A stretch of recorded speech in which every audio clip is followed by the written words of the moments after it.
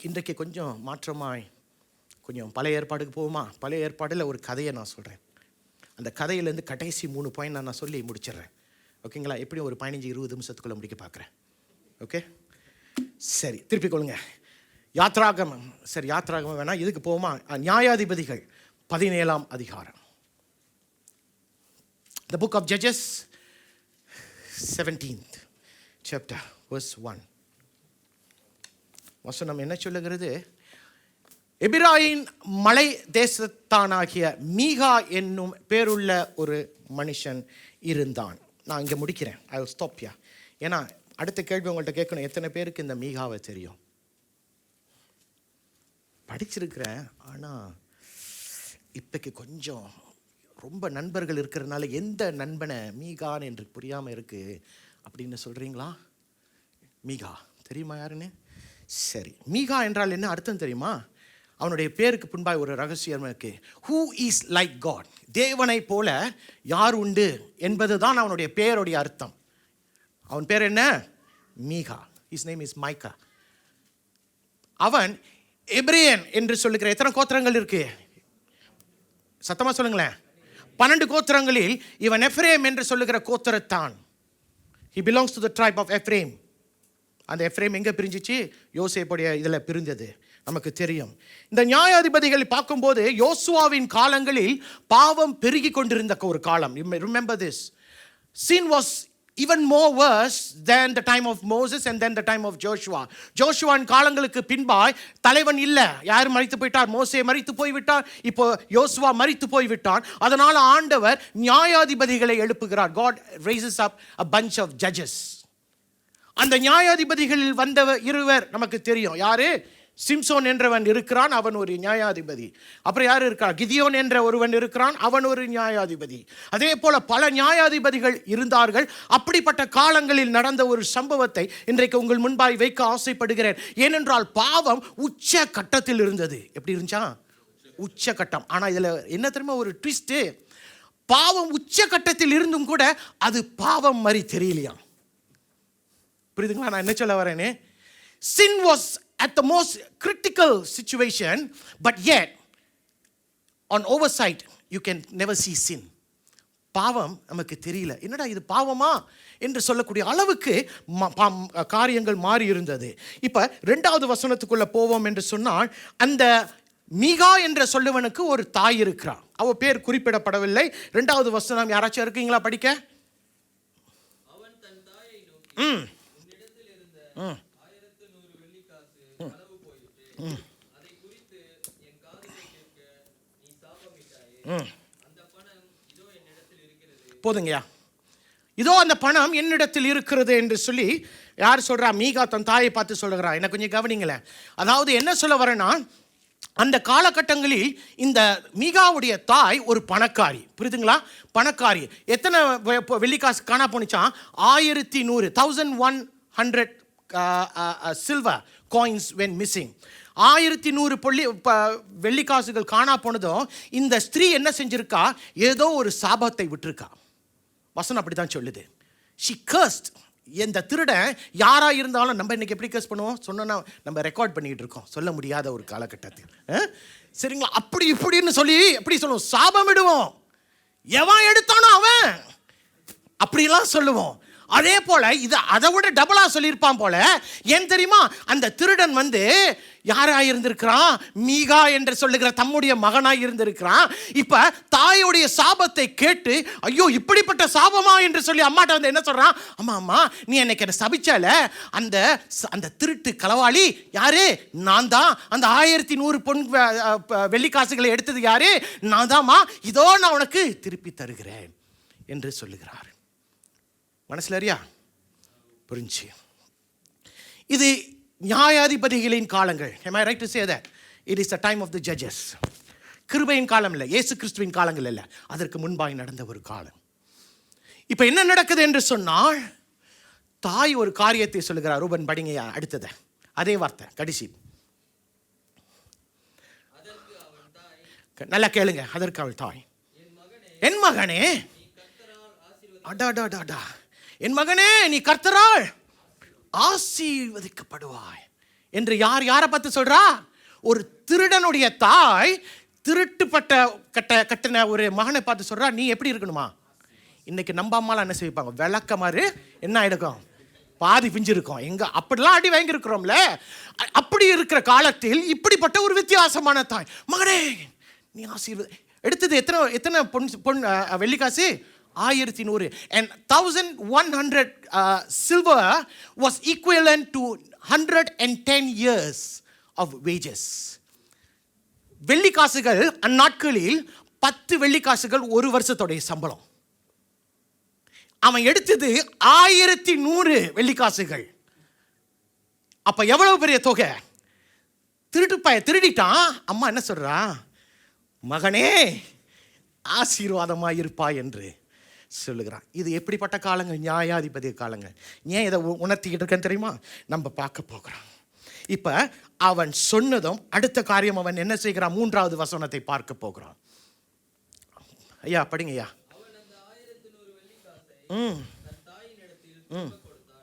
நல்லா கேளுங்க, ஃபாலோ பண்ணுங்க.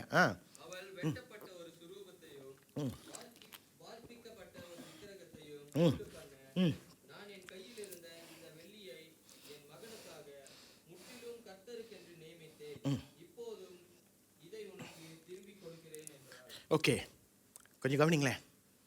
இப்போ வசனத்தை பாருங்க. எல்லாமே பார்க்க சரியா இருக்கிற மாதிரி தானே இருக்கு. கரெக்டா? ஏதோ ஒன்று அவன் தான் திருப்பியும் கொடுத்துட்டான். அம்மா மன்னிச்சிட்டா. நம்ம மன்னிக்கணும் தானே? நம்ம மன்னிக்கணும். அம்மா மன்னிச்சா தானே? இப்போ நமக்கு தோற்றத்துக்கு எப்படி இருக்கு? எல்லாமே நல்லா இருக்கு.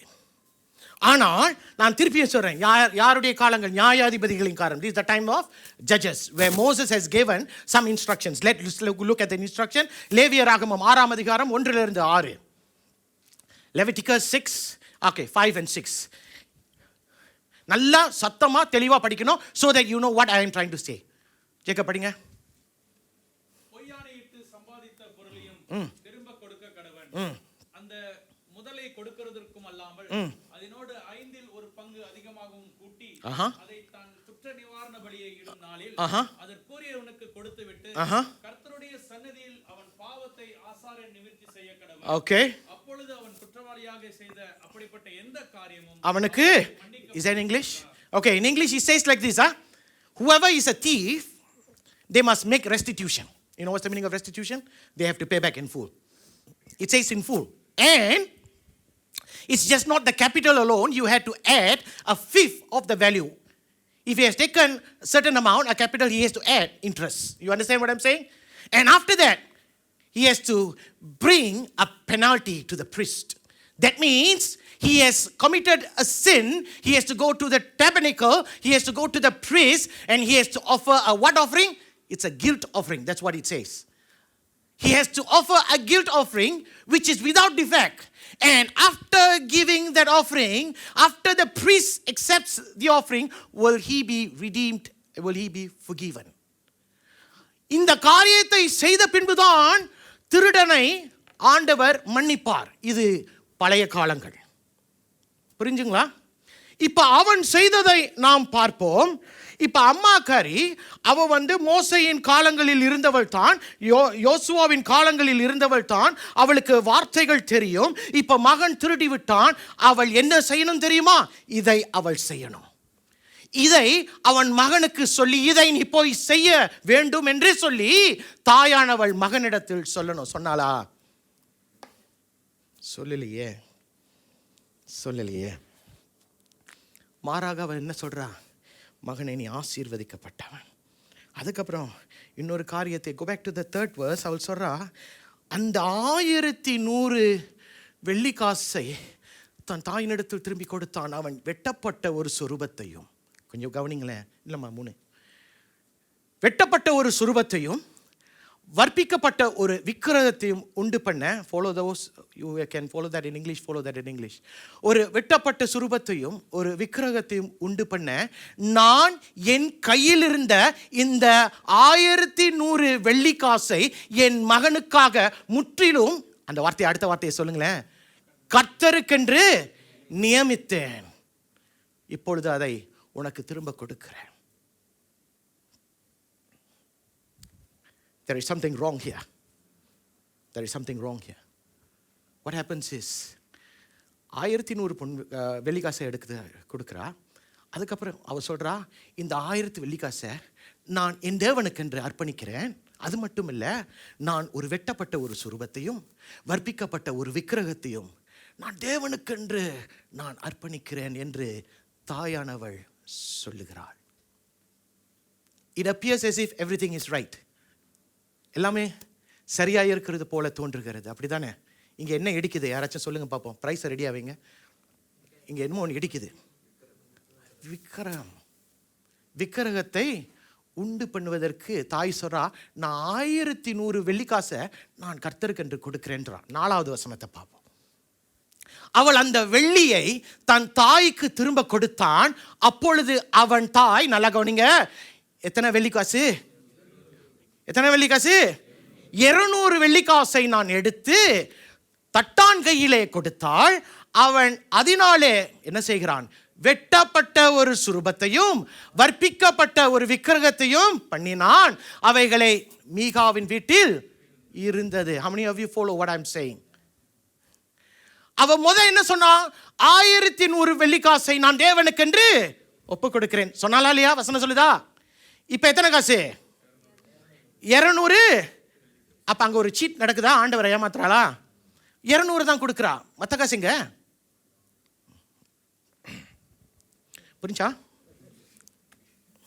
புரிஞ்சுங்களா? ஆனால் மேற்பார்வையில் everything looks as if it's so fine. எல்லாமே நல்லா இருக்கிறதை போல தான் தோன்றுகிறது. அப்படிதானே? இப்ப அப்படிப்பட்ட ஒரு காரியத்தை அவள் செய்கிறாள். 5வது வசனத்தை பார்க்கலாமா? படிங்களேன். ஓகே. அவன் ஒரு ஏபோத்தையும் சுரூபங்களையும் உண்டு பண்ணி தன் குமாரரில் ஒருவனை பிரதிஷ்டை பண்ணினான். இவன் அவனுக்கு ஆசாரியனானான். ஓகே, நல்லா கவனிங்கம்மா, நல்லா கவனிங்கய்யா. அந்த வசனம் பார்த்தீங்களா? விக்கிரகத்தை உண்டு பண்ணுறான். 5வது வசனம் சொல்லுது, என்ன சொல்லுதுன்னா, மீகா சுவாமிக்கு ஒரு அறை வீட்டை நியமித்து வைத்திருந்தான். அவன் ஒரு ஏபோத்துன்னு என்னன்னு தெரியுமா? அன்றைக்கு ஆசாரியர்கள் அங்கியாய் போடுகிற ஒரு காரியம், தேவனுக்கு முன்பாய் போகும்போது அதை அவன் தரித்து கொள்ள பணத்தை இது பண்ணுகிறான். சுரூபங்களை அவன் உண்டு பண்ணுகிறான். அப்புறம் என்ன செய்கிறான்? தம்முடைய குமாரன் ஒருவனை பிரதிஷ்டை பண்ணுகிறான். இந்த 3 காரியங்களும் மேலோட்டமாய் பார்க்கும்போது சரியான காரியங்கள் போல தெரிகிறது. அப்படித்தானே? சரியான காரியங்களை போல தெரிகிறது. ஆனால் என்ன நடக்கிறதுன்னு பார்க்கலாமா? கொஞ்சம் பார்ப்போமா? முதலாவது, மீகா என்றவன் தேவன் எதிர்பார்த்த வண்ணமாய் எந்த காரியத்தையும் செய்யவில்லை. அவன் திருடினான், அவன் பாவம் செய்தான். ஆனால் தேவன் எதிர்பார்க்கிற வண்ணமாய் அவன் செய்யவில்லை. முதலாவது அவன் என்ன செய்யணும்? முதலாவது 10 கட்டளைகளில் 2வது கட்டளை என்ன சொல்லுகிறது? என்னையன்றி உனக்கு ஐயா எல்லாமே பார்க்க நல்லா இருக்கிறது வாலிதாயா தெரியுது. ஆனால் 10 கட்டளைகளில் ஒரு கட்டளையை மீறினாலும் 10 கட்டளைகளை மீறினதுக்கு ஒப்பாயிருக்கிற ஒரு காலத்தில் அவர்கள் வாழ்ந்து கொண்டிருந்தார்கள். இப்பொழுது அவன் தேவன் சொன்ன 2வது கட்டளையை அவன் மீறி இருக்கிறான். ஒன்றை மீறி இருந்தாலும் சரி, கொஞ்சம் அட்ஜஸ்ட் பண்ணிக்கலாமே. ஏனென்றால் இன்னொரு காரியம் செய்கிறான். அந்த ஏபோத் என்ற அந்த வஸ்திரத்தையும் அவன் உண்டு பண்ணுகிறான். ஏபோத்தை யார் போட முடியும்? ஆசாரியர்கள் மட்டும்தான் போட முடியும். வேற யாருமே போடுவதற்கு கர்த்தர் அன்றைக்கு அனுமதிக்கவில்லை. அவன் விக்கிரகங்களை உண்டு பண்ணுகிறானாம். நாம் நியாயப்பிரமாணத்தின் காலங்களில் இருக்கிறோம். விக்கிரகங்கள் வேணான்னு ஆண்டவர் தெளிவாய் சொல்லிட்டார். அப்படித்தானே? இப்போ அவன் ஒரு விக்கிரகத்தை உண்டு பண்ணுகிறான். யார் இவன்? இவன் எபிரேம் என்று சொல்லுகிற கோத்திரத்தின் ஒரு விசுவாசி அந்நாட்களில். அப்புறம் என்ன செய்யறான்? எல்லாமே நல்லா இருக்கு தானே, பார்க்க ஒண்ணுமே தப்பு தெரியலையே. கடைசியா அவனுடைய மகனை பிரதிஷ்டை பண்ணுகிறான். பார்த்தீங்களா? வசனம் போட்டிருக்கு. He installs one of his son as a priest. Now is that right? It can be right one என்று நாம் சொல்லலாம். ஆனால் மோசேயின் நியாயப்பிரமாண காலங்களில் ஒரே ஒரு கோத்திரம் தான் ஆசாரியர்களாக இருக்க முடியும். என்ன கோத்திரம்? லேவி கோத்திரம். Only the Levites can act as priests as spoken by God. ஆனால் அவன் எப்ரேம் என்று சொல்லுகிற கோத்திரத்தில் உள்ளவன். அப்ப அவனுடைய மகனும் எப்ரேம் கோத்திரத்தில் உள்ளவன் தானே. எப்படி மகனை நியமிக்க முடியும் ஆசாரியனா? இடிக்குது தானே. இன்னொரு காரியம் ஒன்று இருக்க, அவன் தம்முடைய வீட்டில் 5வது வசனம் என்ன சொல்லுது? மீகா சாமிக்கு ஒரு அறை வீட்டை நியமித்து வைத்திருந்தான். அது முடியுமா? அவனுடைய வீட்டில் ஒரு இறைவன் வழிபாட்டுக்கென்று ஒரு அறையை தனியாய் வைத்து, இப்போ இந்த விக்கிரகங்கள்லாம் எங்கே போகும்போது? அவனுடைய அறைக்கு போகும்போது.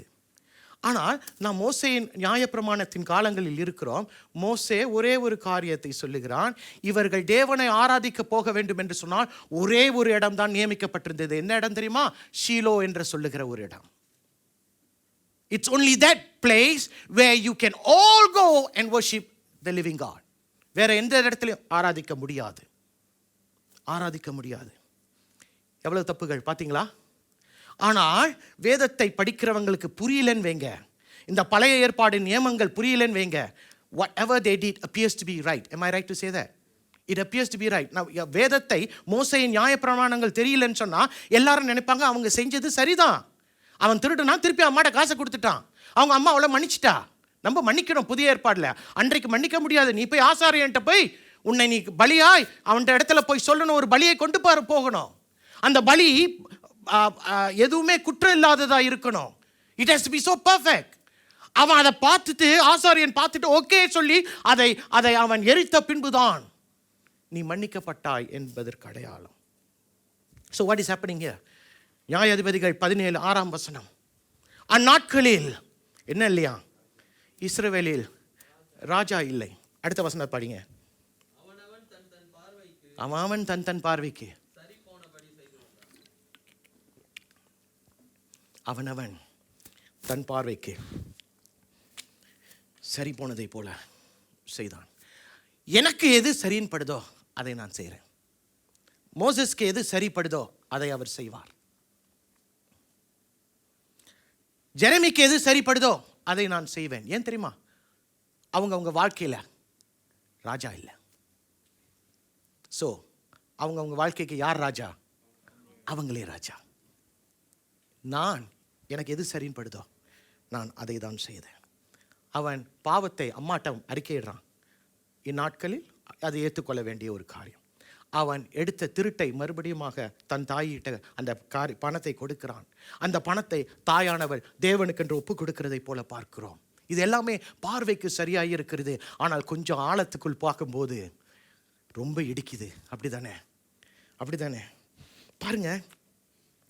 இதுதான் முடிஞ்சிச்சின்னு நினைக்கும் போது அப்படி இல்லை. அதுக்கப்புறம் கதை தொடருது. 7வது வசனத்தில் பார்க்கும்போது இப்போ என்ன நடக்குது? ஒரு லேவியன், நான் முதல்ல சொன்னேன் ஆசாரியன் லேவியனாக இருக்கணும்னு. அது how it's so coincidental that in that day அன்றைக்கு என்ன நடக்குதுன்னு சொன்னால், மீகாவின் வீட்டுக்கு அருகே ஒரு லேவியன் தாண்டி போகிறான். மீகா அவனை நிறுத்தி என்னையா எங்கே போகிறேன்னு கேட்கும்போது அவன் சொல்லுகிறான், நான் பெத்லெகேமிலிருந்து வருகிறேன். 7வது வசனம் யாராச்சும் படிங்கயா.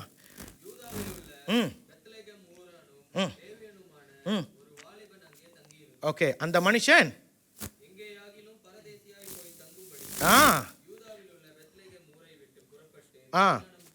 ஓகே போதுங்கய்யா. என்ன நடக்குது கொஞ்சம் கவனிங்களேன். வசனம் பாருங்க. நான் வசனத்தின்படி தான் பேசுறேன். I speak as what the word says. This Levi is coming from Bethlehem. Am I right to say that? That's what the Bible says. And இந்த லேவியன் பெத்லெகேம் என்று சொல்லுகிற அந்த பட்டணத்திலிருந்து வருகிறான். இப்போ அவன் எங்கே சொல்கிறான்? நான் வேற இடத்துக்கு போகிறேன்னு. ஆனால் பழைய ஏற்பாடை தெரிஞ்சவங்களுக்கு தெரியும். என்ன தெரியும்? இந்த லேவியர்களுக்கென்று யோசுவா 48 பட்டணங்களை பிரித்து வைத்திருக்கிறான். We are going back a little bit to history, all right? 48 பட்டணங்களை லேவியனுக்கென்று ஒதுக்கி வைத்திருக்கிறான். இந்த 48 பகுதிகளில் மட்டும்தான் லேவியர்கள் இருக்க முடியும். ஆனால் அந்த 48 பகுதிகளில் பெத்லெகேம் என்று சொல்லுகிற ஒரு இடம் இல்லை. Bethlehem is not one of those cities that has been designated for the Levites in those days. அப்படி இல்லை. ஆனால் இவன் பெத்லெகேமிலிருந்து வருகிறான். இவன் 48 பட்டணங்களிற்குள்ள தான் இருக்கணும். அவன் அப்படியாய் ஊழியம் செய்ய வேண்டும் என்று சொன்னால் தேவனுடைய அந்த கூடாரத்தில், டெபனிக்கல் என்னது இங்கிலீஷ் தமிழில் என்ன சொல்லுவாங்க? என்ன? ஆசரிப்பு கூடாரம் தானே. ஆசரிப்பு கூடாரத்தில் தான் ஊழியம் செய்யணும். இப்போ இவன் என்ன செய்யறான்? நான் வழி தேடி எங்கேயாச்சும் போகலாம், வயித்தை கழுவிக்கலாம் என்று சொல்லி இப்போ அவன் வேலை தேடி போகிற ஒரு லேவியனை பார்க்கிறோம். இப்போ மீகா அவனை பார்க்கிறான். ஓ, நீ லேவியனா? ஆமா, நான் லேவியன். எங்க போற? நான் வேலை தேடி போறேன். ஆனால் லேவியர்கள் அந்நாட்களில் எப்படி வாழணும் தெரியுமா? 11 கோத்திரத்துக்கு கர்த்தர் எல்லாத்தையும் இதை எடுத்துக்கோ, இதை எடுத்துக்கோ, இதை எடுத்துக்கோன்னு சொல்லி அவர்களுக்கு ஆசீர்வாதத்தை கொடுத்தார். ஒரே ஒரு கோத்திரத்துக்கு மட்டும் கர்த்தர் எதையும் கொடுக்கல. எந்த கோத்திரம்? லேவி கோத்திரம். ஏன் தெரியுமா? அவர்கள் தேவாலயத்தில் இருந்து ஊழியம் செய்யணும். இந்த கோத்திரங்களில் வரக்கூடிய பல ஜனங்கள் இருக்கிறாங்களே, பல கோடி ஜனங்க, அவங்க வந்து பலியை செலுத்தும் போது அந்த பலியை தேவனுக்கு கொடுத்து விட்டு அந்த பலி அவர்களுக்கு போகும். புரியுதுங்களா என்ன சொல்ல வரேன்னு? லேவியர்களுடைய வேலை அப்படிதான். Once the sacrifice has been made, the sacrifice belongs to, though it belongs to God, God says after the sacrifice belongs to the Levites. அப்படி இருக்கிற ஒரு காலகட்டத்தில் இவன் அதை விட்டு அவன் வேலை தேடி போகிறான். ஏன் தெரியுமா? அதையும் சொல்றேன் கேளுங்க. Why? Because இந்த ஜனங்கள் தேவன் இல்லாத காலங்கள், தன் வழியில் போன காலங்கள், தன் மனசு போன காலங்களில் வாழ்ந்து கொண்டு இருக்கிறார்கள்.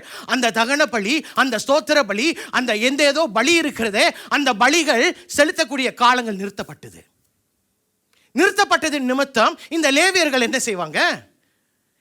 அவங்க கொடுத்தாதானே இவங்களும் வாழ முடியும். அவங்களும் வாழ முடியல. ஸோ அவன் வழி தேடி போகிறான். எப்படி தான் இவன் மீகா வீட்டில் போய் மாட்டினான்னு தெரியல. மீகா வீட்டில் மாட்டினு மீகா சொல்கிறான், நீ லேவியனா? எனக்கு ஒரு ஜாப் வேக்கன்சி இருக்கு அப்படின்றான். என்ன வேக்கன்சி? நானும் ஒரு ஆசாரியனை தேடிக்கிட்டு இருக்கேன். எதற்கு? என்னுடைய வீட்டில் ஒரு இடம் இருக்குது, பாரு, வந்து பாருன்னு சாமி காட்டியிருப்பான். பாரு என்னென்ன சாமி இருக்குன்னு பாரு காட்டியிருப்பான். இந்த சாமிக்கு நான் ஒரு ஆசாரியனை தேடிக்கிட்டு இருக்கேன். அதுவும் லேவியின் கோத்திரம்னு சொல்லிட்டல, நீ ஆசாரியன் தானே, வந்து எனக்கு ஆசாரியனா இருக்கிறா என்று கேட்கும்போது அந்த லேவியன் என்ன சொல்லணும்? சொல்லுங்களேன்.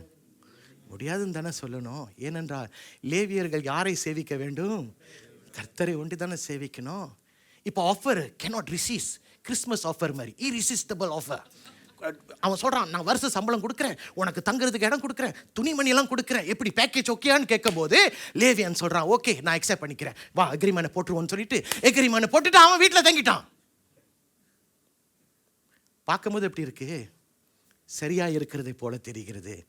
ஆனால் உள்ளத்தின் ஆழத்துக்குள்ள படந்து போகும்போது தான் தெரியுது, ஐயோ இது மகா பெரிய தப்பு என்று தெரிகிறது. அப்படி தானே? It is such a disgusting thing that has happened. என்ன நடக்கிறது? இப்ப அவன் அந்த இடத்துல இருந்து விட்டான். இப்ப அவனுக்கு என்ன, லைஃப் செட்டில் ஆயிடுச்சு. ஆனால் 12வது வசனம் ஒன்று சொல்லுகிறது, அப்படிதானே? 17:12. Do we have that? அந்த லேவியனை பிரதிஷ்டை பண்ணினார். அந்த வாலிபன் அவனுக்கு ஆசாரியனாகி மீகாவின் வீட்டில் இருந்தான். ஐயா, யாரை பிரதிஷ்டை பண்றா பாருங்க அந்த காமெடியை. யாரை பிரதிஷ்டை பண்றா? மீகா அந்த லேவியனை என்ன செய்யறானா? பிரதிஷ்டை பண்ணி, இனிமே நீதான் என்னுடைய ஃபுல் டைம் பிரீஸ்ட் அப்படின்றான். அடுத்த வசனம் இருக்கா? போடு, படிங்களேன். அப்பொழுது மீகா, எனக்கு ஆசாரியனாக ஒரு லேவியன் அகப்பட்டபடியில் கர்த்தர் எனக்கு நன்மை செய்வார். ஐயோ, அல்லாமா பாருங்க. And Micah said, now I know that the Lord will be good to me since this Levite has become my.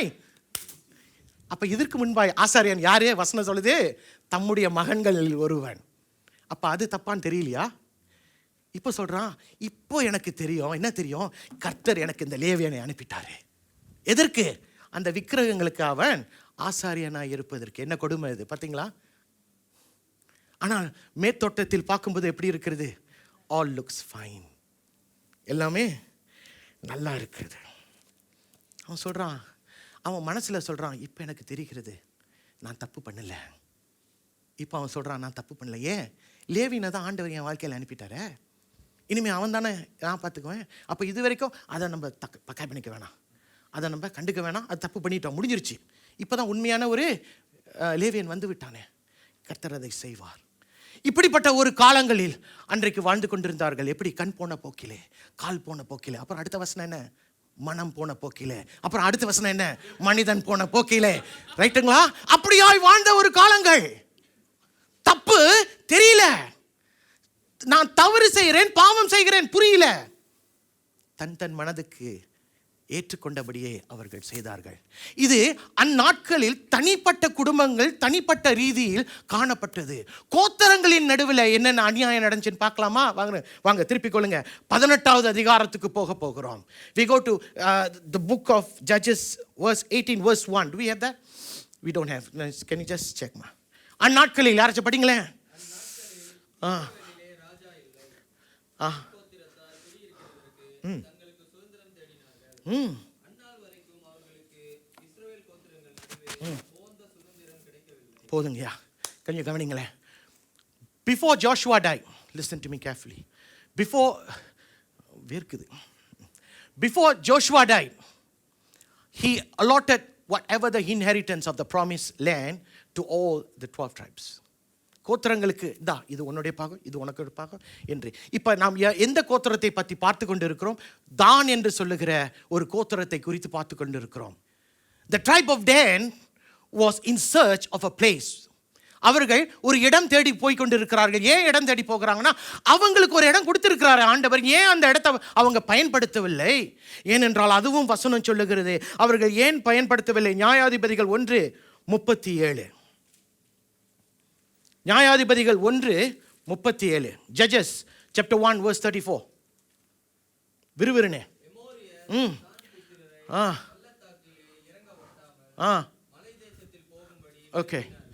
Okay பாருங்க என்ன நடக்குது கொஞ்சம் கவனிங்களேன்.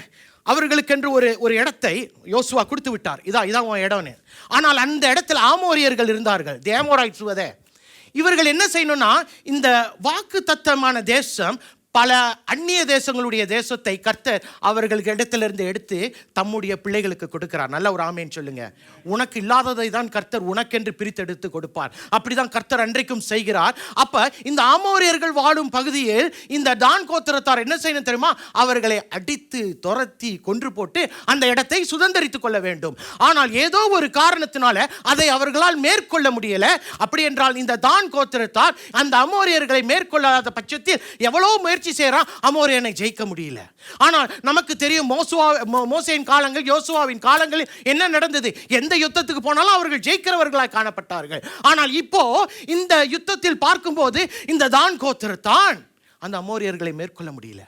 சரி, மேற்கொள்ள முடியல, என்ன செய்வோம்? பாரு வாங்க வேற இடத்தை போய் தேடுவோம் என்று சொல்லிட்டு இப்ப அவர்கள் வேற இடத்தை தேடி போகிறார்கள். பார்க்க எப்படி இருக்கு? சரியா இருக்கிற மாதிரி தான் இருக்கு. ஆனா உள்ள எப்படி இருக்கு? அவர்கள் கர்த்தருக்கு கீழ்ப்படியாத ஒரு காரியத்தை செய்கிறார்கள். அதை சுதந்தரித்துக் கொள்ள முடியவில்லை. அதாவது கர்த்தர் உனக்கென்று வைத்திருக்கிற ஒரு காரியத்தை அது நல்லா போயிட்டு இருக்கிற ஒரு காலத்தில் நம்ம எடுத்துக்கொள்வோம். ஆண்டவர் கொடுத்தார். ஆனால் என்றைக்கு பாடுகள் வருகிறதோ, உபத்திரவம் வருகிறதோ, அந்த காலங்களில் what do we do? When oppression comes, when we have a tough time handling things, what do we do? I think whatever God has given me, I think it wouldn't work. I think we find elsewhere. We find greener pastures. பச்சை பச்சைன்னு இருக்கிற இடத்தை பார்ப்போம் என்று நாம் கடந்து போய் விடுவோம். அப்படிதான் லோத்தும் பச்சை பச்சைன்னு இருக்கிற இடத்தை பார்த்தான். கடைசி என்னாச்சு? சோதம். புரியுதுங்களா என்ன சொல்ல வரேன்னு? புரிஞ்சவங்க ஆமேன்னு சொல்லுங்களேன் பார்ப்போம். சரி, இப்ப ஒரு லேஸ் என்று சொல்லுகிற ஒரு பட்டணத்தை இந்த தான் கோத்திரத்தார் மேற்கொள்ள விரும்புகிறார்கள். இவர்கள் அதை போய் சூறையாடி அங்கிருக்கிற ஜனங்களை கொன்று போட்டுவிட்டு அந்த பகுதியை இந்த தான் கோத்திரத்தான் தமக்கென்று எடுத்துக்கொள்ள அவர்கள் திட்டமிட்டார்கள். அதற்கு என்ன செய்கிறார்கள்? உளவு பார்க்க 5 பேரை அனுப்புகிறாங்க. இந்த உளவு பார்க்க 5 பேரும் அந்த லேஸ் என்ற அந்த பட்டணத்துக்கு போகணும்னா எப்படி இருந்தாலும் சரி மீகாவுடைய வீட்டை தாண்டி தான் போக வேண்டியதாக இருக்குது. இவனுடைய வீடு நான் நினைக்கிற ஹைவே நடுவில் இருக்கு போல. அதனால் அவங்க போகிற பாதையில் எப்படியும் இவனும் அந்த லேவியனும் மீகா வீடை தான் தாண்டி போகிறான். இவர்கள் தாண்டி தான் போகிறாங்க. தாண்டி போகும்போது ஏதோ வீட்டில் சத்தம் கேட்குதுன்னு பார்க்கும்போது, ஆஹா, இந்த லேவியனுடைய சத்தத்தை நான் எங்கேயோ கேட்டிருக்கிறேனே என்று சொல்லி உள்ளே போய் பார்க்கும்போது லேவியன் அந்த இடத்துல என்ன இருக்கிறான்? அங்கே இருக்கிறான். நீங்கள் என்ன செய்கிற? ஓ, ஐ ஆம் த ப்ரீஸ்ட் நவ். நான் தான் இந்த வீட்டுக்கு ஆசாரியன். அப்புறம் எங்கே யாரை ஆராதிக்க? வா வந்து பாரு. அந்த அறையை காட்டுறான். பாரு, இதுகளுக்கு நான் தான் I am the priest, sole priest, no strings attach அப்படின்னு சொல்லி அந்த இடத்துல அவர்களை காட்டுகிறார். நீ என்ன செய்யற? நாங்க அந்த லேஸ் என்று சொல்லுகிற ஒரு பட்டணத்தை மேற்கொள்ள போகிறோம். We are going to conquer another place called Laish. ஏன்? எனக்கு கொடுத்த அந்த இடம் தரஜாடிலா, அதனால இப்ப இந்த இடத்தை போய் நான் ட்ரை பண்ண போறேன் என்று சொல்லி அவர்கள் கடந்து போகிறார்கள். இப்ப பார்க்க எப்படி இருக்கு? நல்லா இருக்கிறது போல தான் இருக்கு. சரி, செய்யறது தானே செய்யறாங்க. ஆனால் என்ன நடக்குது என்று சொன்னால், அந்த இடத்துல ஏதாச்சும் கொஞ்சம் ஞானம் உள்ளவனுக்கு தெரியும் அந்த லேவியன் செய்வது தவறு என்பதை அவர்கள் உணர்ந்திருக்கணும். They should have realized that whatever the Levite was doing was wrong. அது தவறான ஒரு காரியம். அந்த இடத்துல போய் பார்க்கும்போது விக்கிரகங்கள் இருக்கிறது. நீ எப்படி அந்த விக்கிரகங்களுக்கு ஒரு ஆசாரியனா இருக்க முடியும் என்று சொல்லி அந்த தான் கோத்திரத்தான் அந்த லேவியனை கேட்டிருக்க வேண்டும். அப்படிதானே? கேட்கலையே. மாறாக என்ன செய்யறாங்க? 18:5 பாருங்களேன். இந்த கொடுமையை நம்ம கொஞ்சம் சேர்ந்தே பார்ப்போம் வாங்க. 18:5. அப்பொழுது அவர்கள் அவனை நோக்கி, எங்கள் பிரயாணம் அனுகூலமாய் முடியுமா என்று நாங்கள் அறியும்படி தேவனிடத்தில் கேள் என்றார். ஐயா கொஞ்சம் பாருங்கய்யா. ஐயா கொஞ்சம் பாருங்க ப்ளீஸ், என்ன பாருங்க. அதாவது அவனுங்களே கர்த்தருக்கு கீழ்ப்படியாம கர்த்தர் கொடுத்த இடத்தை விட்டு வேற இடத்தை தேடுறான். புரிஞ்சுங்களா? இப்ப இவன் லேவியன், இவன் ஒரு ஆசாரியன். இவனுக்கு தெரிஞ்சிருக்கணும் அவங்க செய்யறதும் தப்புன்னு தெரிஞ்சிருக்கணும். இவர்களுக்கும் தெரியும் இவன் செய்வது தப்பு என்று. But rather of asking him, what does this guys do? இவனுக்கு சொல்றானுங்க, ஐயா நீ ஆசாரியன் தானே, என்னுடைய பிரயாணம் அனுகூலமாய் முடியுமா என்று நீ கொஞ்சம் சொல்றியா? நீ தான் தேவனுடைய ஊழியக்காரனாச்சே, கொஞ்சம் சொல்லியா அப்படின்னு பாவம் செய்த இந்த கூட்டம் பாவம் செய்து கொண்டிருக்கிற இவனை பார்த்து கேட்கிறது. புரிஞ்சா? இன்னொரு கொடுமையை பார்ப்போமா? 6வது வசனம். அவர்களுக்கு அந்த ஆசாரியர் அவன் சொல்றான், என்ன சொல்றான்? நீ சமாதானத்தோட போ. ஏன் தெரியுமா? இந்த பயணம் கர்த்தருக்கென்று. அதான் ஒரு தமிழ் படத்துல சொன்னா என்ன கொடுமை அப்படின்னு சொல்லுவாங்க தெரியுமா? இந்த கொடுமையை பார்த்தீங்களா இல்லையா? இவனே ஒழுங்கு இல்லாமல் இருக்கிறான். இப்ப அவன் என்ன சொல்றான் அவர்களை பார்த்து? ஐயா சமாதானத்தோட, God's presence is going with you, yeah, you go யா அப்படின்றான். என்ன நடக்குது? தனிப்பட்ட ரீதியில் தேவனுடைய வார்த்தையை சரியாய் அறியாததுனால அவர்கள் பாவம் செய்தார்கள். 18 பார்க்கும்போது கோத்திரத்தின் நடுவில் தேவனுடைய வார்த்தையை அறிந்தும் அவர்கள் பாவம் செய்தவர்களாய் காணப்பட்டார்கள். என்ன செய்யறான்? நீ போ. அவனுக்கு தெரியல, லேவியனுக்கு தெரியல தாம் செய்வது தவறு என்று தெரியல. லேவியனுக்கு தெரியல இது தேவனுடைய பிரசன்னத்தை, அதாவது நான் கூட போ என்று சொல்லும் பொழுது தேவனுடைய பிரசன்னத்தை நீ உச்சரிக்கிற அது தவறு என்று தெரியல. Because why? As a priest you are supposed to speak the word of God. You are not supposed to speak what comes out from your heart. உன்னுடைய இருதயத்திலிருந்து புறப்படுகிற வார்த்தையை பேசுவதற்காக ஒரு ஆசாரியன் அழைக்கப்படவில்லை. தேவன் என்ன சொல்லுகிறார் அந்த வார்த்தைகளை தான் நான் நம்முடைய ஜனங்களுக்கு சொல்ல வேண்டும் என்பதற்காக தான் ஆசாரியர்கள் அழைக்கப்பட்டார்கள். And see what's happening right now. Why? Because you neglect the word of God. தேவனுடைய வார்த்தையை அறிந்தும் அதை புறக்கணித்தால் இப்படிதான் நடக்கும். தேவன் சொன்ன வார்த்தைகளை அந்த லேவியன் பேசினானா? That's the $1 million question. Did the Levites speak whatever God has told him to speak to the Danites? No, not at all. அவன் சொல்றான், நீ போ, தேவனுடைய பிரசன்னம் உன்னோடு போகிறது. இவர்கள் ஏன் மற்ற இடத்தை விட்டு இந்த லேஷ் என்று சொல்லுகிற பகுதியை மேற்கொள்ள போகிறார்கள்? 7வது வசனம் சொல்லுது, இருக்காமா?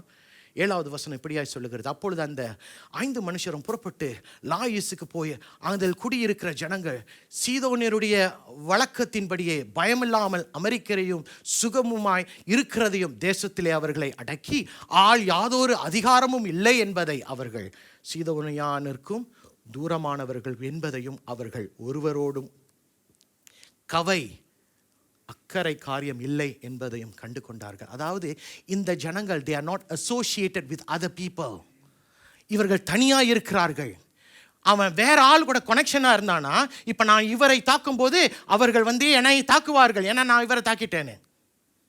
புரியுதுங்களா நான் என்ன சொல்கிறேன்? இப்போ இஸ்ரேலை தாக்குனா கூட்டம் யார் வரணும்? அமெரிக்கா தான் வருவான். That's a treaty. புரியுதுங்களா? இப்போ அவங்களுக்கு தெரியும் அந்த லேஷ் என்று சொல்லுகிற அந்த பட்டணத்தில் இருக்கிறவர்கள் யாரோடும் உறவு வைத்து கொள்ளவில்லை, அவங்களை அப்படியே மடக்கிடலாம், அவர்களை கொண்டு போட்டு விடலாம் என்று சொல்லி அவர்கள் கடந்து போகிறார்கள். இடத்தை பார்க்கிறார்கள், என்ன நடக்குது. இப்போ போய் திருப்பியும் தான் கோத்திரத்தான்ட்டு என்னமா சொல்கிறாங்க, போய் அந்த இடத்தை மேற்கொள்ளுங்க, போய் அந்த இடத்தை மேற்கொள்ளுங்கள் என்று சொல்லுகிறார்கள். அதை போய் மேற்கொள்ளுங்க. ஏனென்றால் இதை கர்த்தர் நமக்கென்று கொடுத்து விட்டார் என்று சொல்லுகிறார்கள். அல்லேலூயா. எவ்வளவு கஷ்டமா இருக்கு பார்த்தீங்களா? 8வது வசனத்தை யாராச்சும் படிங்களேன். சோராவிலும் எஸ்தாவேவிலும் இருக்கிற தங்கள் சகோதரரிடத்திற்கு திரும்பி வந்தார்கள். அவர்கள் சகோதரர், நீங்கள் கொண்டு வருகிற செய்தி என்ன என்று அவர்களை கேட்டார்கள். அப்புறம் அதற்கு அவர்கள், எழும்புங்கள், அவர்களுக்கு விரோதமாய் போவோம், வாருங்கள். நல்லா கவனிங்க. அப்புறம் அந்த தேசத்தை பார்த்தோம், அது மிகவும் நன்றாய் இருக்கிறது. ஐயா, அந்த தேசத்தை பார்த்தோம், அதாவது தேவன் எனக்கு கொடுக்காத அந்த தேசத்தை நான் போய் பார்த்தேன். அப்புறம் நீங்கள் சும்மா இருப்பீர்களா? அந்த தேசத்தை சுதந்தரித்துக் கொள்ளும்படி புறப்பட்டு போங்க, அசதியாய் இருக்காதீங்க. அப்புறம் அடுத்து நீங்கள் அங்கே சேரும்போது சுகமாய் குடியிருக்கிற இடத்தில் சேருவீர்கள். ஓகே.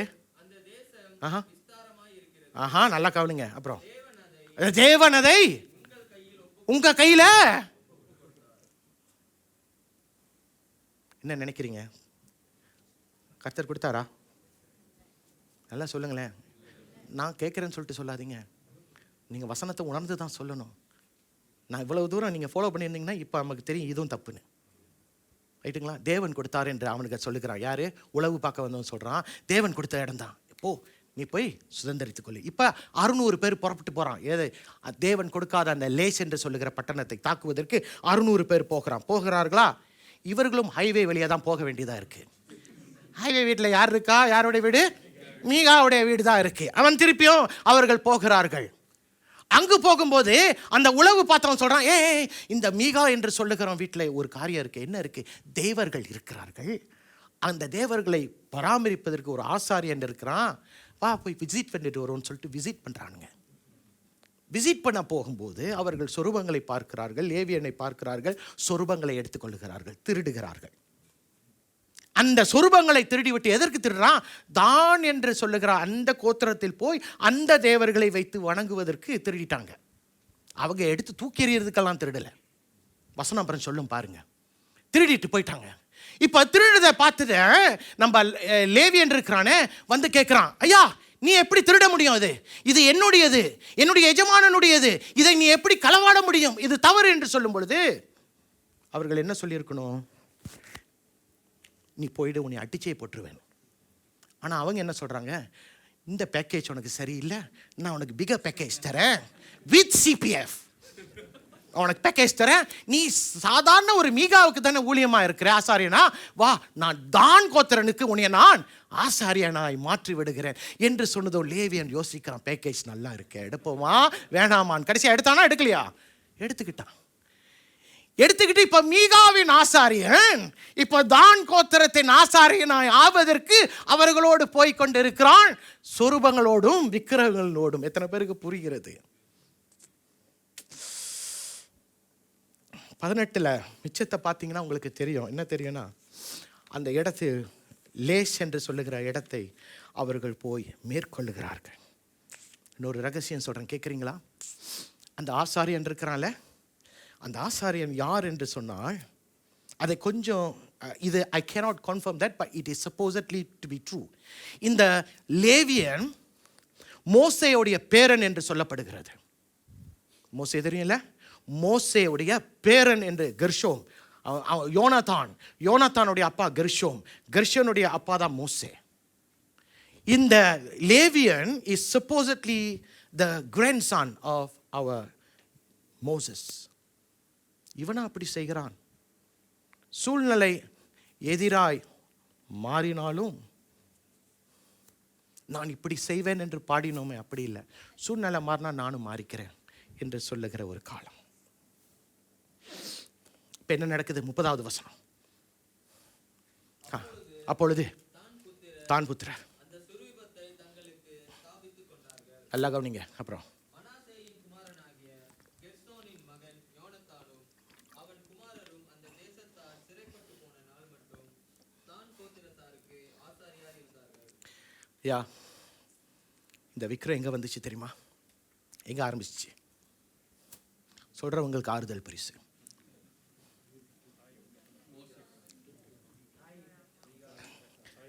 தாய்கிட்ட இருந்து புறப்பட்டது. அதற்கு முன்பாய் விக்கிரங்களை பற்றி வசனம் எதுவுமே சொல்லலை. தாய் ஒரு விக்கிரகத்தை ஆரம்பிச்சா. எங்க? ஒரு சின்ன ஒரு குட்டி வீட்டில். இப்போ அந்த விக்கிரம் எந்த இடத்துல போய் நிற்க போகுது? 12 கோத்திரங்களின் நடுவில் அது தேவனாய் மாறப்போகிறது. புரியுதுங்களா? அந்த தான் புத்திரர் அந்த சொரூபத்தை தங்களுக்கு ஸ்தாபித்து கொண்டார்கள். 31 பார்ப்போம்.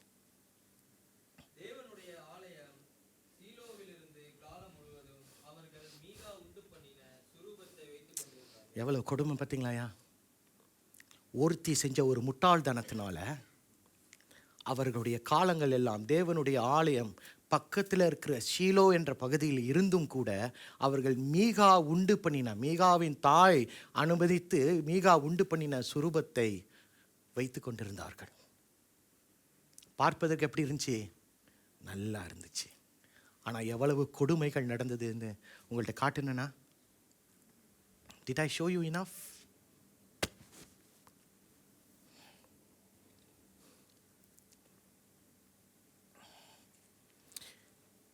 The heading, the start.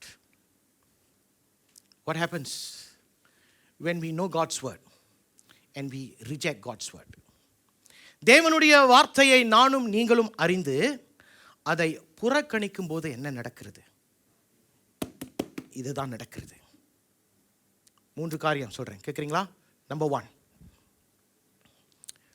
தேவனுடைய வார்த்தையை அறிந்த நானும் நீங்களும் அதை அறிந்து அதை புறக்கணிக்கும் போது உனக்கு தீமை என்ன நன்மை என்ன என்பதை நீங்கள் அறியாமல் இருப்பீர்கள். If you know the word of God and you reject God's word, you will never be able to tell the rights from the wrongs or the wrongs from the rights. How many of you understand that? அதாவது தேவனுடைய வார்த்தை, if it's not in the center of your life, if the word of God is not directing your steps, தேவனுடைய வார்த்தை உன்னுடைய வாழ்க்கையின் நடுவில் காணப்படாத இருக்க பட்சத்தில் என்ன நடக்கும் தெரியுமா? தேவன் வேண்டாம் என்று சொல்லுகிற காரியங்களை வேணும் என்று சொல்லி நாம் அதை வாஞ்சித்து கொண்டிருப்போம். தேவன் இது உனக்கு உரியது அல்ல என்று சொல்லுகிற காரியங்களுக்காக நான் ஃபாஸ்டிங் ஜெபத்தில் இருப்பேன். நான் முழங்கால்ல எத்தனை வருஷமோ இருப்பேன். தேவன் இதுதான் உனக்கு உரியது அல்ல என்று சொல்லும்போது வெள்ளிக்கிழமை இடத்துல வந்து, பாஸ்டர் எனக்கு இதுக்காக ஜெபிக்கணும், என்னத்துக்காக? இந்த காரியத்துக்காக ஜெபிக்கணும். ஆனால் தேவன் அந்த காரியத்தை உனக்கு கொடுக்கலைங்கய்யா. அதனால தேவனுடைய வார்த்தையை நீயும் நானும் புறக்கணிக்கும் போது உன்னுடைய நன்மை இதுதான் என்று எண்ணி நீ ஒரு தீமையை செய்வாய். ஒரு பாவம் இதுதான் என்று உனக்கு தெரியாத பட்சத்தில் நீ அந்த பாவத்தை பாவம் இல்லை என்று சொல்லி நீ செய்ய ஆரம்பித்து விடுவாய். புரிஞ்சவங்க ஆமென் சொல்லுங்க. You will never be able to know the rights from the wrong when you do not have the word of God. When you reject the word of God, when you put that word of God aside, you won't be able to tell the right or the wrong. இதில் இன்னொரு கொடுமை என்ன தெரியுமா? ஆண்டவரிடத்தில் அப்படி கேட்குறோம், முழங்கால் விட்டு கேட்குறோம், உபவாசித்து கேட்குறோம் என்பதில் நான் கூச்சமே பட மாட்டேன். இது பாவம், இது தவறு என்று கூட நான் பார்க்க மாட்டேன். நான் அதை தான் செஞ்சுக்கிட்டு இருப்பேன். புரிஞ்சிச்சுன்னா ஆமென் சொல்லுங்க. That's what we will be doing. Why? When we don't have the word of God. Number 1, you will not know the right from the wrong. Number 2, when you neglect the word of God, though you know it, தேவனுடைய வார்த்தை நீ அறிந்து அந்த தேவனுடைய வார்த்தை நீ புறக்கணிக்கும் போது ஆசீர்வாதத்தின் தோற்றத்தை பார்த்து நீ என்ன செய்யற? ஏமாந்து போயிடுறீங்கய்யா. ஆசீர்வாதத்தின் தோற்றத்தை பார்த்து நீ ஏமாந்து போயிடுற. எப்போ? தேவனுடைய வார்த்தையை கேட்டு அறிந்து புரிஞ்சு ஆனால் அந்த வார்த்தையை புறக்கணிக்கும் போது. மீகா சரின்னு நினைச்சி விக்கிரகங்களை செய்தான். மீகா சரி என்று சொல்லி ஒரு லேவியனை கூட்டிட்டு வந்து அந்த விக்கிரங்களுக்கு நீ ஆசாரியனா இரு என்று சொல்லுகிறான். When you neglect the word of God, though you know the word of God, you think that the appearance of success is something that God has allowed. ஆசீர்வாதத்தின் தோற்றத்தை பார்த்துவிட்டு இது தேவன் எனக்கு கொடுத்திருக்கிறார், இது தேவன் என்னால எனக்கென்று பிரித்தெடுத்து எனக்கென்று வைத்திருந்த ஒரு காரியம், இப்போ நான் அதை சுதந்திரித்துக் கொள்ளுகிறேன் என்று சொல்லி நான் எண்ணிக்கொள்ளுவேன். The appearance of success does not necessarily mean it is the will of God. It does not necessarily mean that it is an opening that God has given to you in your life. That's not true. That's not true. Because many of us have been deceived by the appearance of success. ஒவ்வொருவரும் இந்த இடத்துல உட்கார்ந்து இருக்கிற நாம் ஒவ்வொருவரும் ஏதோ ஒரு ரீதியில் ஆசீர்வாதத்தின் தோற்றத்தை பார்த்து இது எனக்குரியது என்று சொல்லி ஏமாந்திருக்கிறோம். ஆனால் அது அப்படி அல்ல, அது அப்படி அல்ல. The appearance of success does not necessarily mean it is the will of God. பல ஆண்டுகளுக்கு முன்பாக நான் ஒரு தொழில் செஞ்சேன். Everything was opening up. வழிகள் திறந்தது, ரொம்ப ஈஸியாக இருந்துச்சு. அவன் கஷ்டப்படுவான், எனக்கு கஷ்டமே இல்லை. அந்த தொழிலுக்குள் போனேன், செஞ்சேன், பணத்தை போட்டோம். ஒரு மாசத்துல கேம் ஓவர். ஒரே ஒரு மாதம் தான் கேம் ஓவர். ஏன் தெரியுமா? சில நேரங்களில் நம்ம உட்காந்து ஜெபிப்போம், ஆண்டவரே இந்த காரியம் வாய்க்கணும். ஃபாஸ்டிங் பண்ணி ப்ரே பண்ணுவோம், சர்ச்சில் சொல்லி ப்ரேயர் டீமில் சொல்லுவோம் இதுக்காக ப்ரே பண்ணுங்க. ஆனால் தேவன் பதில் கொடுக்குற வரைக்கும் காத்திருப்போமான்னு தெரியாது. எல்லாம் செய்வோம், ஆனால் பதில் தேவனிடத்துலேருந்து வர்ற வரைக்கும் நமக்கு பொறுமை இல்லை, காத்திருக்க. அதை தான் நான் அந்த காலத்தில் செஞ்சேன். இழப்பு ரொம்ப, பண இழப்பு ரொம்ப. I lost a lot of money. Why? Because I thought that the appearance of success was in the will of God. But apparently it was not. It was not. The appearance of success sometimes in our lives will appear here and there. ஆசீர்வாதத்தின் தோற்றங்கள் நம்முடைய வாழ்க்கையில் இங்கு அங்குமாய் சில நேரங்களில் வந்து கொண்டு தான் இருக்கும். அதை பார்த்துட்டு என்ன நினைப்போம்? ஆஹா, கர்த்தர் ஆசீர்வதிக்க ஆரம்பிச்சிட்டாரா அப்படின்னு நினைச்சிருவோம். ஜாக்கிரதையாக இருக்க வேண்டும். கடைசி நாட்களில் இருக்கிறோம். We need to be careful. Third point. And if you know the word of God and if you neglect the word of God, you will not be able to deal with the root of sin. பாவத்தின் வேரை உங்களால் சமாளிக்க முடியாது. You will not be able to deal with the root of sin. அப்படின்னா என்ன? கண் போன போக்கிலே கால் போன போக்கில் நம்ம தொடர்ந்து வாழ்ந்து கொண்டிருப்போம். ஐயா நான் ஊழியம் செய்கிறேன், அதே தான் செய்வோம். ஐயா நான் அபிஷேகம் பெற்றவன், அதை தான் செய்வோம். ஐயா இந்த ஊழியக்காரன் பிரபலமான ஊழியக்காரன் என் தலை மேலே கை வச்சு சொன்னார், இப்படி தான் இருப்பேன், அப்படி தான் செய்வோம். ஆனால் அந்த பாவத்தின் வேரை உன்னால் பார்க்க முடியாது. ஏன்னா பார்த்தா தானே சமாளிக்க முடியும். You need to see that first before you act on it. But you can't even see it. Why? Because the word of God is not dealing with you. தேவனுடைய வார்த்தை உன் நடுவில் இருக்கு, பட் நடுவில் இல்லை. ஆனாலும் அந்த வார்த்தையை நீ அறிந்திருக்கிறாய். அந்த வார்த்தை உன்னை மாற்றி இருக்கிறது. ஆனால் அந்த வார்த்தை உன் நடுவில் காணப்படாதது நிமித்தம் அந்த பாவத்தின் வேரை உன்னால் சமாளிக்க முடியல. ஏனென்றால் உன் கண்கள் அந்த பாவத்தின் வேரை பார்க்க முடியல. அதனால நான் செய்வதெல்லாம் சரி என்று நினைத்து கொண்டு இருப்போம். ஐயா தேவன் உனக்கு கொடுத்த வார்த்தையை நீ வைத்திருந்தால் தான் தேவன் உன்னுடைய வாழ்க்கையில் ராஜாவாக இருப்பார். புரிஞ்சிச்சுன்னா ஆமென் சொல்லுங்க.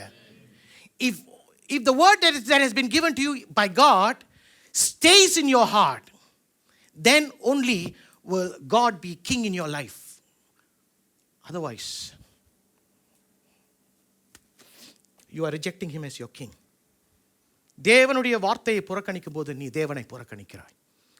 ஆதியில் வார்த்தை இருந்தது, வார்த்தை தேவனோடு இருந்தது, வார்த்தை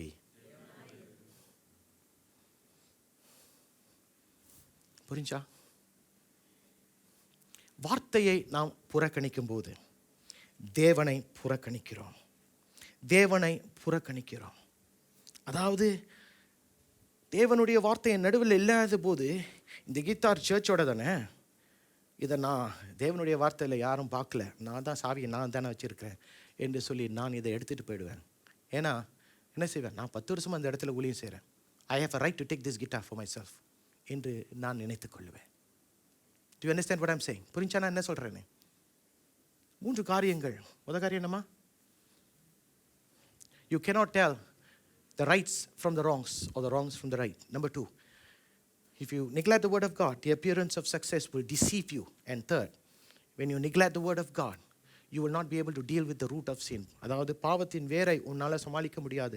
2வது, ஆசீர்வாதத்தின் தோற்றத்தை பார்த்து நீ ஏமாந்து போயிடுவேன். 3வது 1வது அப்படின்னு அர்த்தம். நான் தான் பேக்கில் போயிட்டுருக்கேன்ல, நீ நம்பர் 1க்கு போ. அப்படின்னா சரி எது தவறு இது என்று நமக்கு தெரியாது. ஐயா, இன்றைக்கு தேவனுடைய வார்த்தையை அறிந்தவர்கள் தான் இந்த இடத்துல உட்காந்துக்கிட்டு இருக்கோம். தேவனுடைய வார்த்தை அறிஞ்சவங்க தான் இந்த இடத்துல உட்காந்துருக்குறோம்.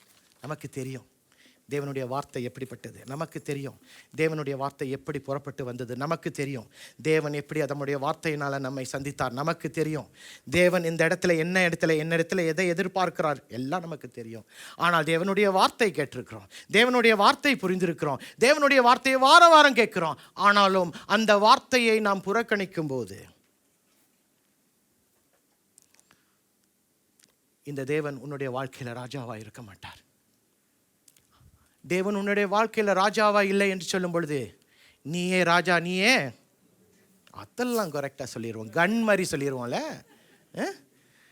தேவன் நமக்கு ராஜாவாய் நம் வாழ்க்கையில் இல்லை என்று சொல்லும் பொழுது நானே ராஜா, நானே மந்திரி, நான் எடுக்கிற முடிவுகள் தான் சரி. 1000 பேர் வந்து சொல்லுவான், ஆனாலும் சொல்லுவான் இல்லை நான் சொல்லியதான் சரி அப்படின்றோம். இன்றைக்கு தேவனுடைய வார்த்தையை கேட்டுக்கொண்டு இருக்கிற என் அன்பு தேவ ஜனமே, இன்றைக்கு you have to decide whether are you the one who's having the word of God in your life and acting on the word of God. தேவனுடைய வார்த்தை நான் கேட்டிருக்கிறேன், செயல்படக்கூடியவனாய் நான் இருக்கிறேன் என்று சொல்றவங்க இந்த இடத்துல இருக்கிறீங்களா? தேவனுடைய வார்த்தை எனக்கு தெரியும், ஆனாலும் நான் இப்படி தான் இருப்பேன் என்று சொல்றவங்க இந்த இடத்துல இருக்கிறீங்களா? காது உள்ளவன்